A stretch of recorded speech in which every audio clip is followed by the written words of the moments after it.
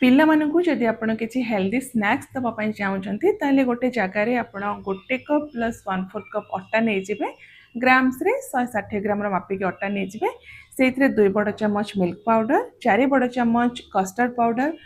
Powder जगह रे आपण कॉर्नफ्लोर नै परिबे आ टेस्ट पे अल्प किछि गुजराती गुंड बेकिंग पाउडर गोटे चम्मच 1/4 चम्मच बेकिंग सोडा गोटे 2 पिंच लूण देकी फर्स्ट ताको एमती सुखिला रे मिक्स कर देबे। नेक्स्ट आ गोटे जगह रे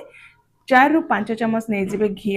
ता सहित 4 चम्मच आम बटर नहीं जिबा घी बटर नरम रहा दरकार बा रूम टेम्परेचर रहा दरकार आउे से आम मिक्स करवा चीनी गुंड ये मु ब्राउन सुगर रो गुंड मिक्स करिछि आधा कप तो सब जिनस को पूरा ए टाइप रो क्रीमी टेक्सचर आसवा जाए मिक्स करवा तापरे से जो सुखिला इंग्रेडिएंट्स आम मिक्स करथिले ताकू भल भाव से गोलई दबा आउ जदि ये दरकार पड़ुछि तो गोटे 1.5 चम्मच आपण क्षीर देकी ताकू भल भाव सबू जिनस को एकाठी एमती बाइंड करदेवे बांधी होता दरकार बेसी डोटा आमर टाण हेनी कि बेसी नरम नहीं तो या कवर करदेवे 5 रु 7 मिनिट जमती आमर डोटा पूरा बढ़िया से सेट हो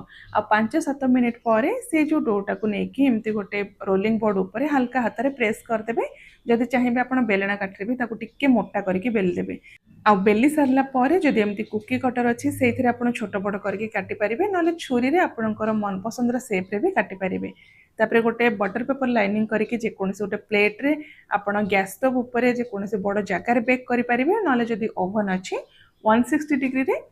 12 रु 15 मिनिट पे आपण बेक करें ठंडा हो सारा पर जेकोसी गोटे एयरटाइट कंटेनर रे आपण गोटे मास जाए स्टोर करके भी रखिपारे।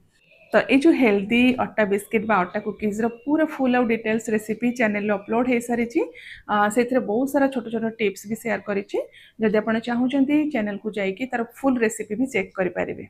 तो ये जो रेसिपीटा ना पूरा सहज फुल वीडियो देखिए आप रेसिपी ट्राए करूँ केमती लगे आपंकर मतामत भी निश्चय शेयर करूँ।